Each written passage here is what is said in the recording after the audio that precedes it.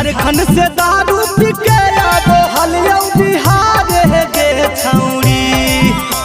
Rajauli border पर धर ले कौ 112 गे छौरी।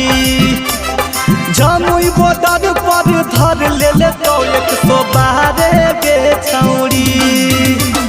मुहा में पाई बदे के कहल फुका मारे गे छौरी। मुहा में पाई बदे के कहल फुका मारे गे छौरी। रजौली बॉर्डर पर धर ले कौ 112 गे छौरी।